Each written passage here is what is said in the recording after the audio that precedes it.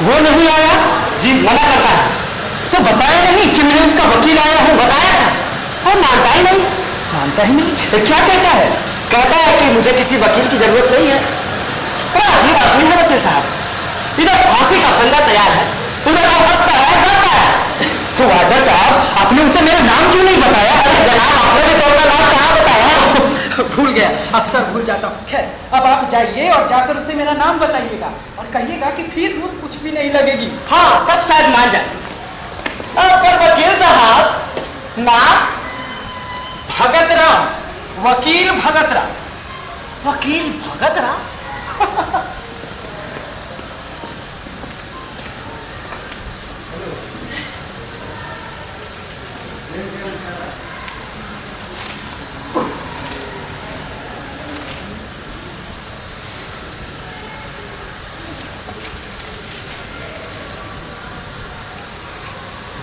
Film actor के यहाँ 25 लाख रुपए बरामद।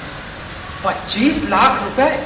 अच्छा होता कि ये वकालत छोड़ मैं भी एक एक्टर ही बन जाता। कम से कम 25 लाख रुपए तो होते।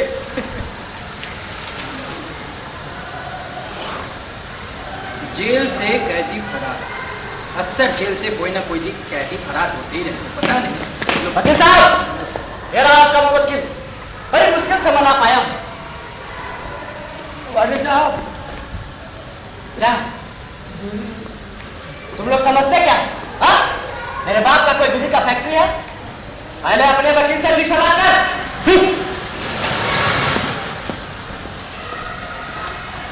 आपका ही नाम फंदी है ना? बैठिए।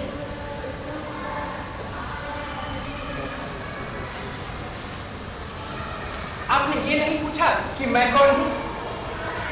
वार्डर साहब ने पहले ही बता दिया था कि आप वकील हैं। जी जी जी, मैं ही आपका वकील हूँ। मैंने बहुत रोमन लॉ पढ़ा है। क्या आप जानते हैं रोमन लॉ किसे कहते हैं? आप भी अजीब आदमी हैं वकील साहब। मैं ठहरा ट्रक ड्राइवर, मैं रोमन लॉ क्या जानूं? आपका कहना बिल्कुल ठीक है। वकील साहब एक बात पूछूं? हाँ पूछिए। आप मुझे आप कह रहे हैं, मुझे थोड़ी शर्म आ रही है। मैंने किसी भी भले आदमी को हम जैसों के तू के अलावा कुछ कहते नहीं सुना। तब से यही सोच रहा हूँ कि आप इतनी शराफत रखकर वकीली कैसे कर लेते हैं। मैं वकालत छोड़ सकता हूँ फंदी, पर शराफत नहीं। मैं तुम्हारे मुकदमे में पूरी जान लड़ा दूंगा। कोई वकील साहब, मैं आपको अपना वकील कैसे बना लूं? क्यों? मैंने तुम्हारा मुकदमा ले लिया है और मुझे पूरी आशा है कि ये मुकदमा मैं जरूर जीतूंगा। पर आपने मेरा मुकदमा ले कैसे लिया? मैंने तो आपको अपना वकील बनाया ही नहीं। ये कैसे हो सकता है? तुमने खुद मुझे अपना वकील चुना है। जी आपका आवाज कर रहा है, आपका आवाज, आवाज आपका कर रहा है, वहाँ से कॉल कर रहा है। मेरा विश्वास करो फंदी, तुमने खुद मुझे तो मेरा भी सुना था, मेरा तिथि कहाँ से करेगा? अच्छा याद करो, कल तुम कोर्ट में लाए गए थे ना शनिवार के दिन? हाँ, उस दिन मेरी बराती भी आई थी और मेरा बेटा सत्तू भी आया था वकील साहब। क्या आपने उन्हें नहीं देखा? नहीं, मैंने उन्हें नहीं देखा। क्या बताऊं वकील साहब? मेरा कर रहा है, गुलेल का निशाना मेरे जब तुम लाए गए थे फिर निकाल देगा।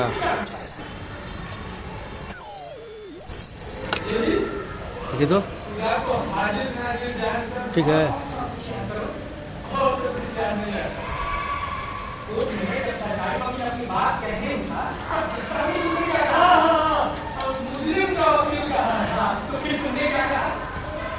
मैंने कहा घर में सारी छुट्टी पड़ी नहीं है, वकील कहाँ से पैदा करूँ? सर जैसा आपने तुम्हें डांटा था ना और कहा कि अदालत में सालासाली लाने की कोई जरूरत नहीं है, फिर तुमने माफी मांगी। इसके बाद फिर जैसा आपने क्या कहा? इसके वजह से आपने कहा कि तुम्हें सरकारी खर्च पर वकील दिया जाएगा, और मैंने मना कर दिया। जैसा आपने तुमको समझाया था। इसके बाद कोर्ट की बात को तुम्हारे सामने कुछ ना पड़े। वकील साहब, और नामों पे इतनी तेजी से पढ़ रहा था जैसे हनुमान चालीसा पढ़ रहा था। और जज साहब ने कहा कि इनमें से किसी को चुन लो। अब सवाल ये उठता है फंदी कि तुमने इतने नामों में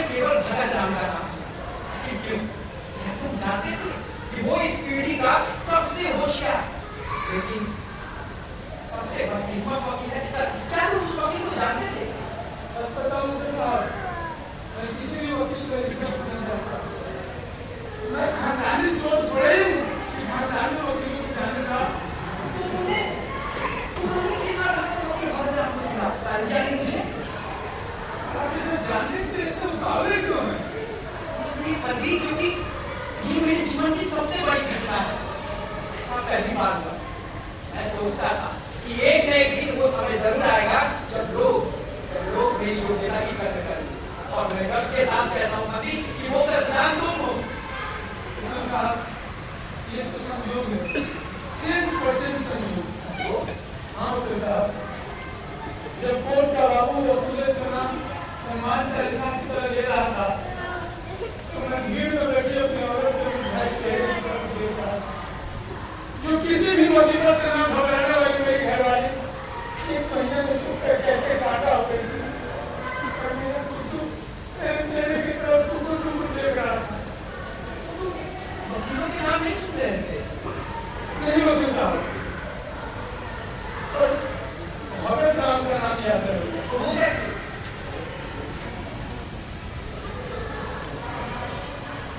भगत राम मेरे बाप का नाम है वकील साहब। अच्छा वही जिनकी तुमने हत्या कर डाली। वकील साहब, एक बात पूछूं? हाँ पूछो पूछो। जब मैंने कोर्ट में आपका नाम लिया, तो सरकारी वकील दूसरे वकील क्या तो बाबू लोग भी हंस रहे थे। मेरा ख्याल है कि जज साहब लोग मुस्कुरा रहे थे। हंसने दो बंदी, हंसने दो। आप देखो एक की चेहरे की हंसी कायम करता हुआ इस बार भाग्य मेरा साथ दे रहा है, इसलिए तो इस प्रकार के संजोग आ रहे हैं। साहब, एक बात मेरे समझ में नहीं है कि जब किसी के पास वकील लगाने के लिए पैसे नहीं होते, तो सरकार उसे अपने खर्च पर वकील क्यों देती है? सरकार चाहती है कि हर एक को न्याय मिले। अब मुझे चाहे तो खुद भी अपनी बैटरी कर सकता है, इसके बाद भी वकील जरूरी होता है। वो न्याय के लिए लड़ता है, न्याय के लिए। वकील साहब, वैसे तो मैं गंवार आदमी हूँ, पर आप एक बात सच बताइए, क्या वकील न्याय के लिए लड़ता है या अपने वकील के लिए? तुम जिस प्रकार के प्रश्न पूछ रहे हो उससे मुझे लगता है कि इस बार जो मुझे मुकदमा मिला है वो बहुत ही सूझबूझ वाले मुझे का मुकदमा मिला है। हाँ सिगरेट नहीं पीते? पीता तो नहीं हूँ, अगर तुम पीना चाहो तो मंगवा दो। नहीं, मैंने सोचा कि आप इतना अधिक दिमाग में काम करते हैं तो सिगरेट तो पीते ही होंगे। साहब, मैं तो एक पीने के बगैर 1 भी मिनट तक नहीं चला सकता, और भगवान को जब ये मिल जाए तो शरीर से शरीर चलती हवाई जहाज में जाती है। तो ठीक है, मैं तुम्हारे लिए सिगरेट मंगा देता हूँ। हाँ यहाँ वार्डन साहब, जिंदगी साहब, आपको एक तकलीफ दे दूँ। तकलीफ? अरे ये अपना पति है ना, ये सिगरेट पीना चाहता है। मैं आपकी दिक्कत समझता हूँ। ये लीजिए, कभी कभी अपने पति को बीड़ी या सिगरेट पिला दिया कीजिए। हाँ, अरे बच्ची भी आप ही रख लीजिए। वकील साहब, आप क्या बताओ, कई लोग दिन रात मुझसे बीड़ी सिगरेट मांगते हैं। आप बताइए, किसी को भी सिगरेट आता है, और आप तो जानते ही हैं कि हर चीज में जीने से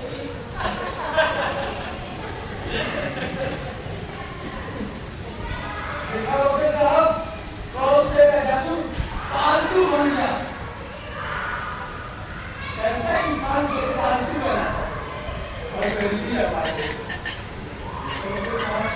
आपने तो एक बात छोड़ कर है, आपको उस पर दया आती है ना? ऐसी कोई बात नहीं है। वकील साहब, आपकी बातों से ऐसा राजा क्यों लग रहा है कि मैं बच जाऊंगा? तो तुम बचना चाहते हो? कौन मरना चाहता है वकील साहब? और फिर मैं क्यों ट्रेन चलाता था? आज भोपाल, कल इंदौर, परसों मुंबई, दिल्ली, कलकत्ता। आज हजार रुपये पगार और रास्ते का खर्चा से, और कभी कभार एक आध दो सवारी बिठा ली, वो अलग से। अब ऐसी जिंदगी छोड़ के वकील साहब कोई क्यों मरेगा जो मैं मरूं? तो ठीक है ना, कल जो कोर्ट में होगा मैं उसकी अच्छी सी रिहर्सल लेने और अभी लेना चाहता हूँ, जिससे कोई कसर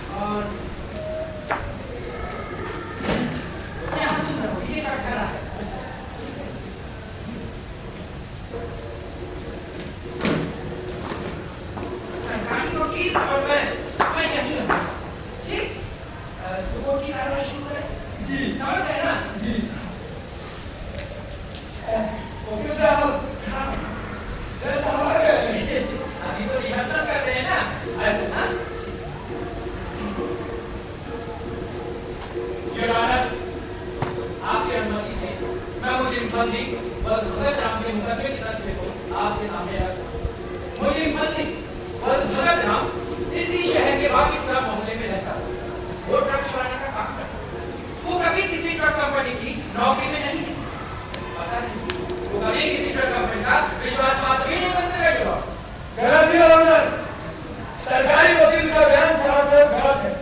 अंतिम और Bhagat Ram national transport company में पिछले 5 सालों से नौकर था और उसे एक दिन जब गाड़ियों के स्मगलिंग के लिए कहा गया तो इसने इनकार कर दिया। इसी से नौकरी से निकाल दिया गया था। साहब, सरकारी वकील सरासर झूठ बोल रहे हैं। ये ऑनर, मुझे अपनी बात पूरी करने की इजाजत दीजिए और मुझे इनके वकील साहब से कहा जाए कि नीचे ना दरखास्त मंजूर, आप बयान जारी रख सकते हैं। Thank you. योर ऑनर, मैं कह रहा था कि फंदी का बाप कैंसर से पीड़ित था। पोस्टमार्टम रिपोर्ट के अनुसार कैंसर की बहुत बिगड़ी हुई हालत में होने के बाद भी वो कम से कम 1 माह और जीवित रह सकता है। हत्या की जिस दिन घटना हुई उस दिन फंदी शराब के नशे में धुत रहा। लौटने पर इसके बाप ने पूछा, योर ऑनर, लौटने पर इसके बाप ने पूछा, बेटा दर्द कम करने का इंजेक्शन खाया? इस प्रश्न पर फंदी अपने बाप पर भड़क गया। दोनों में कहा सुनी हो गई। बात इतनी बढ़ गई योर ऑनर कि फंदी ने आप देखना चाहा और अपने बाप का गला घोट दिया। जिस वक्त ये अपने बाप का गला घोट रहा था उस वक्त दरवाजे पर घोड़ा खड़ा और इसने अपनी आंखों से ये सारा दृश्य देखा और पोस्टमार्टम रिपोर्ट से भी स्पष्ट योर ऑनर कि हत्या तो गला घोटकर ही की गई। इसलिए योर ऑनर, मुझे फंदी भगत राम पर ताश लगाते की दफा 302 के अंतर्गत तत्व का जुर्म कायम किया गया। Thank you your honour. सच है योर ऑनर कि उस दिन फंदी रात को घर लौटा था और शराब भी नहीं। शराब पीने के लिए इसके पास फूटी कौड़ी भी नहीं थी। ये अपने बाप को बचाना चाहता था, ये अपने बाप को दिल में जान से चाहता था। Objection my Lord. कैंसर की बीमारी किसी भी दुश्मन को ना हो। कैंसर की बीमारी से फंदी की नौकरी छूट गई थी। घर के बर्तन भी गए थे और उनके गहने भी गए थे। फिर भी फंदी ने घुटने नहीं थे। इसने अपने सिर पे 5,000 रुपए का कर्ज चढ़ा दिया सिर्फ इसलिए जो अपने बाप को मुंबई ले जाकर उसकी इलाज पास और वहां भी कोई फायदा नहीं हुआ।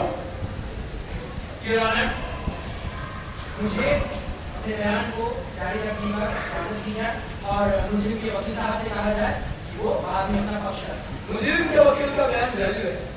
योर ऑनर, आप बीच में मत बोलिए। साहब, मैं बता रहा था कि फंदी का बाप ना तो जीता था ना मरता था। वो 24 घंटे एक ही रट लगाए रहता था कि मारना चाहता है। कहता था मुझे कैसे जहर लगे थे, लाड़ी से मेरे टुकड़े टुकड़े कर दो। बच्चों की तरह कूद कूद कर रो रहा था, हर घड़ी मौत मांग रहा था। धीरे धीरे उसके घाव में इतना दर्द होने लगा कि सिर्फ बेहोशी के इंजेक्शन लगाने से ही उसे नींद आती थी। डॉक्टर हर 500 रुपए लेते थे एक इंजेक्शन लगाने के लिए। धीरे धीरे फंदी की ये हालत हो गई कि उसके पास इंजेक्शन लगाने के लिए भी पैसे नहीं थे। योर ऑनर, मुजरिम के वकील का बयान इस मुकदमे से कोई संबंध नहीं है। मैं अदालत से दरखास्त करता हूं कि आप मुझे बोले कोर्ट में आपके कोर्ट में मारिए गोली। साहब, मैं बता रहा था कि फंदी के पास इंजेक्शन लगाने के लिए भी पैसे नहीं थे और इसके बाप के दर्द से चीखना उसका कलेजा चीख रहा था। वो हर घड़ी मौत मांग रहा था। मौत भी बेराम हो गई और उस दिन जब शाम को फंदी घर लौट रहा था तो खान ने रास्ते में उसकी छाती पर डंडा मारकर उसकी बेइज्जती की और घर में आते उसकी बीवी ने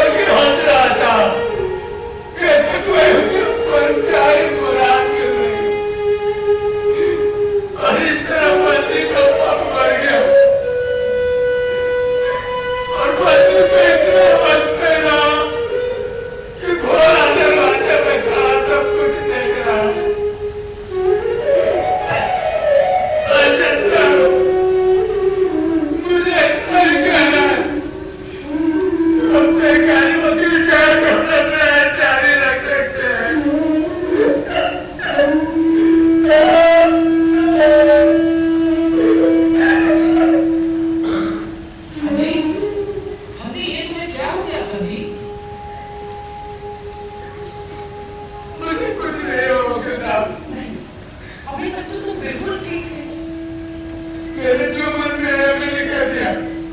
कोर्ट में तो ये मौका नहीं मिलता, वहाँ जुबान नहीं खुलती है। अरे तुम्हारी इसी कहानी को तो अदालत में लाना है।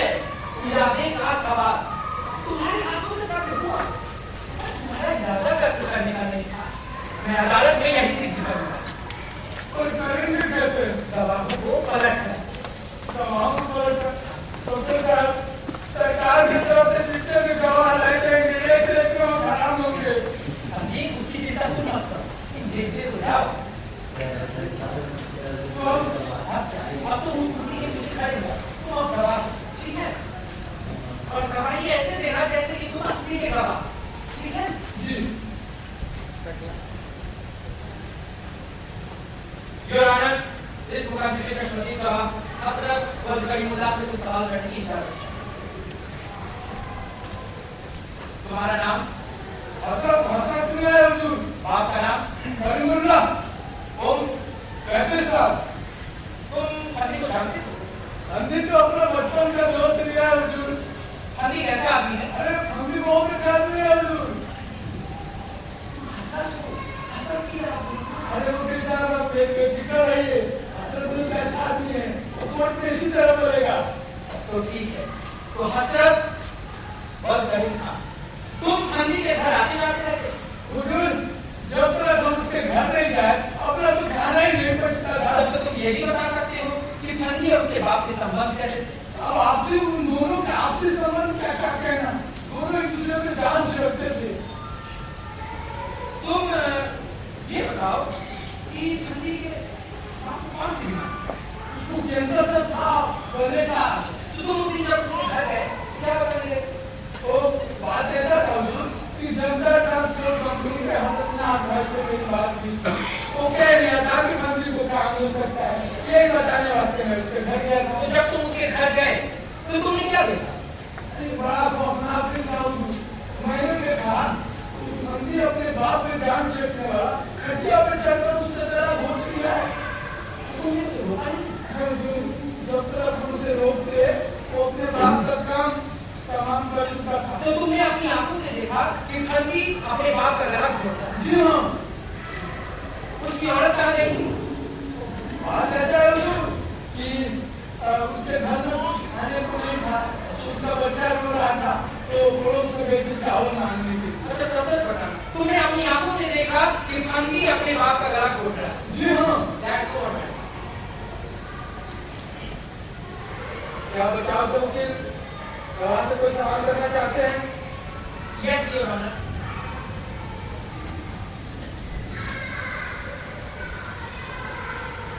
तुम क्या काम करते हो? और वैसे तो हम क्लीनर हैं, पर खुदा जो मेहरबानी रही तो ड्राइवर बन रहेंगे। तुमसे जितना पूछा जाए उतना का ही उत्तर दो।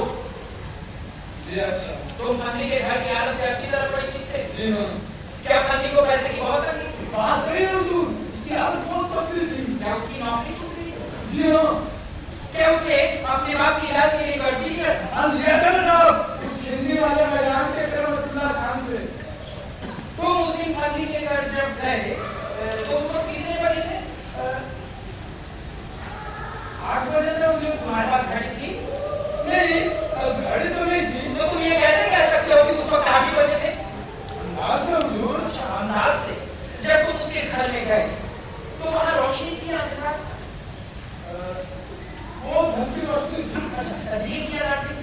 ये तो मुझे याद नहीं। तो इतनी हल्की रोशनी में तुमने देख लिया कि फंदी अपने बाप का गला घोट? जी हाँ। तुमने अभी अभी कहा ना कि फंदी अपने बाप पर जान छिड़कता था? जी हाँ।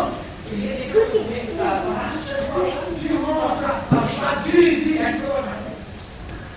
ये हो गया, सत्य की गवाही पूरी हो गई। तुम्हें पूरा विश्वास है कि हसरत इसी तरह का बनेगा? जी हाँ, बिल्कुल इसी जुबान में। अब तो ठीक है। अब सरकारी वकील सरकार की ओर से डॉक्टर को पेश करें। वकील साहब, मैं डॉक्टर की गवाही नहीं दे सकता। क्यों? डॉक्टरी के बारे में मेरी समझ नहीं है। मैं फंदी तुमसे जो पूछा जाएगा उसका उत्तर देता है, इसमें कौन सी बात है? अच्छा चलो आ जाओ।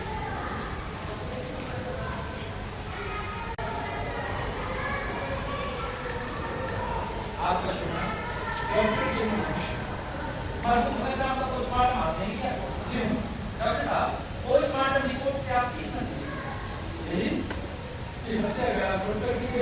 क्या मौत उसी वक्त हुई? जी हाँ बिल्कुल। डॉक्टर साहब एक सवाल मैं आपसे और करना चाहूँगा, क्या हमने के बाप की मौत का कारण उसकी कैंसर की बीमारी नहीं हो सकती? जी नहीं बिल्कुल नहीं। क्या बचाव के वकील डॉक्टर साहब से कोई सवाल करना चाहते हैं? Know your honour. डॉक्टर साहब से सवाल नहीं करना चाहते? डॉक्टर साहब से सवाल मैं कब अच्छा गुड नहीं। ओके साहब, कैमरा में कितना इतना होगा और इतने में मैं बच जाऊंगा? मुकदमा इतने में ही खत्म नहीं होगा, अभी बचाव के गवाह फिर जिया भी। तो अगला गवाह किसे लाएंगे? अगला गवाह इस तरह खान को जरूर, शायद आपको उसकी जांच का दर्द का अंदाजा नहीं है। मुझे तो बस यही सिद्ध करना है कि तुमने अपने बाप की इलाज के लिए कर्ज किया।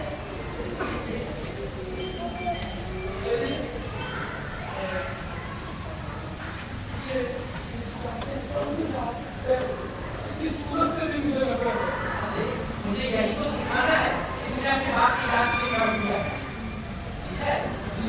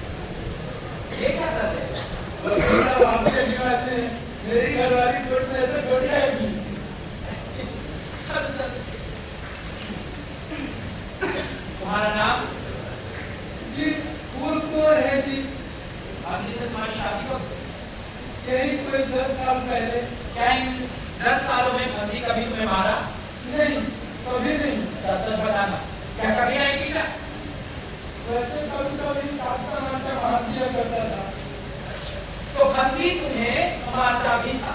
तो रिश्ते का हालत है हुजूर। अब कोई अपनी घरवाली को इतना भी ना मारेगा तो उसे मरद थोड़े ही कहेंगे। जी ये बताओ क्या आपकी नाक के तुम्हारे सारे जी